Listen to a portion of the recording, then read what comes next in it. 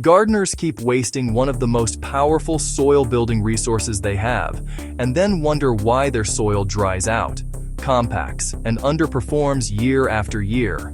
They bag up leaves, burn them, or dump them somewhere out of sight, then go spend money trying to fix the exact problems those leaves would have solved for free. The clever way smart gardeners make amazing soil is by letting nature do the heavy lifting, and that starts with turning fallen leaves into leaf mold, not compost. And yeah, there's a difference, and it matters more than most people realize. This is where most gardeners get it wrong and end up doing extra work for worse results. Traditional composting gets all the attention, but it's not always the best tool for the job. Compost is great for nutrients, but it breaks down relatively quickly in the soil.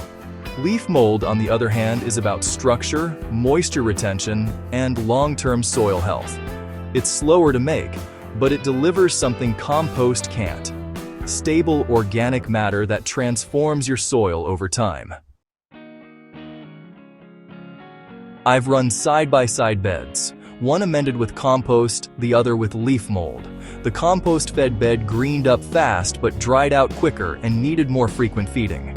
The leaf mold bed held moisture longer, stayed loose even after heavy rain, and required far less intervention over the season. That's not theory. That's repeated results. Leaf mold is not compost, and treating it like compost ruins the process. If you throw leaves into your regular compost pile and mix them aggressively with greens, you'll get compost, not leaf mold. That's fine, but it's not what we're after here. Leaf mold is created primarily by fungi, not bacteria. That means slower breakdown, less heat, and a completely different end product.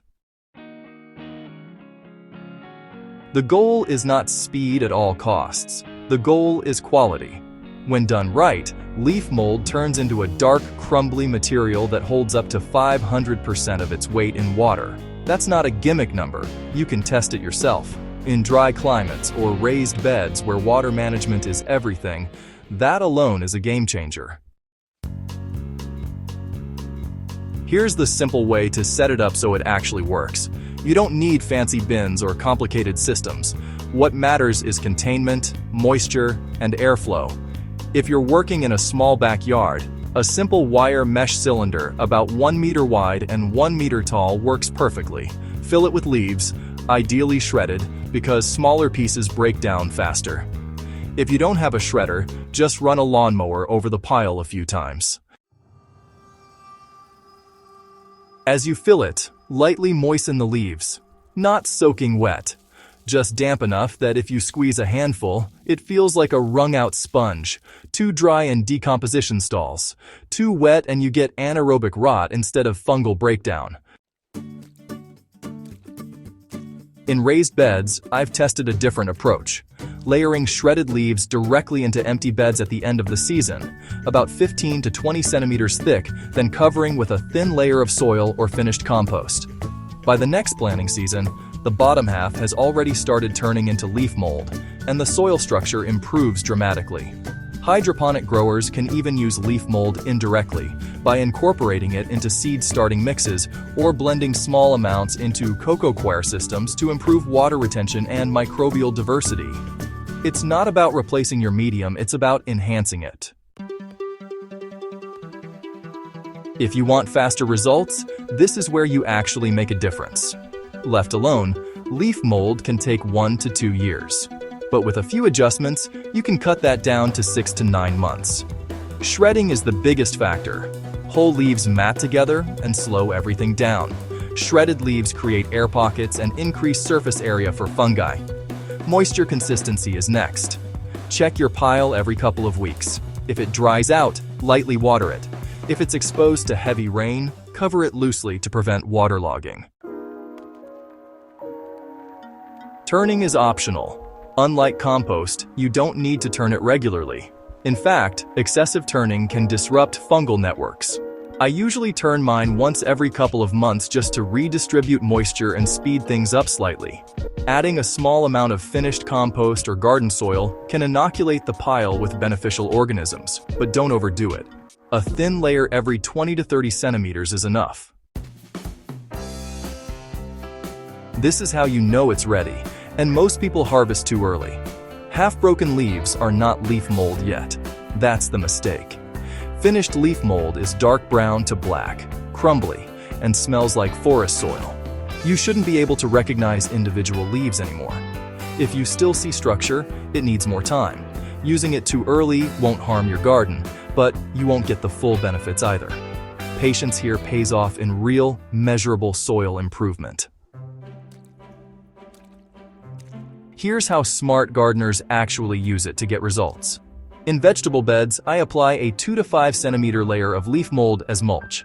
It locks in moisture, suppresses weeds, and slowly feeds the soil without overwhelming plants with nutrients.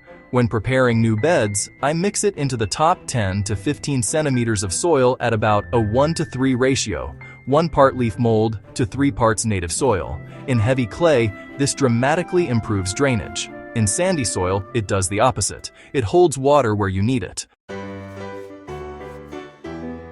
For container gardening, blending about 20 to 30% leaf mold into potting mixes makes a noticeable difference. Plants dry out slower, and root systems develop more evenly. In hydroponics, you don't dump leaf mold into your system, but you can use it to create compost teas or microbial extracts that improve root health. I've seen better resilience against root stress just by introducing those biological elements. Let's talk about the trade-offs so you don't expect the wrong thing. Leaf mold is not a high nutrient amendment. If your soil is depleted, you'll still need compost or targeted fertilization. What leaf mold does is make your soil better at holding on to whatever nutrients you add. It's also slower to produce than compost, which is why most people ignore it. But once you have a system going, one pile aging, one pile finishing, you'll always have a steady supply. And unlike store-bought soil conditioners, this costs you nothing except a bit of time and space. This is why this method quietly outperforms everything else long-term. The real advantage isn't just in one season, it's cumulative. Each year you add leaf mold, your soil gets easier to work, more resilient to weather swings, and less dependent on constant inputs.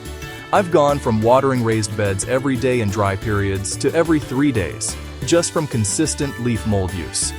That's not a small difference. That's the kind of shift that makes gardening sustainable instead of exhausting. And once you see that change, it's hard to go back to throwing leaves away. If you take one thing from this, it's this. Stop treating leaves like waste and start treating them like infrastructure for your soil. That shift alone will change how your garden performs. If you want more practical methods like this, real techniques that actually improve how your garden grows over time, subscribe to Gardening Simplified and share this with someone who's still bagging up their leaves. Better soil isn't about buying more inputs. It's about using what you already have, the right way.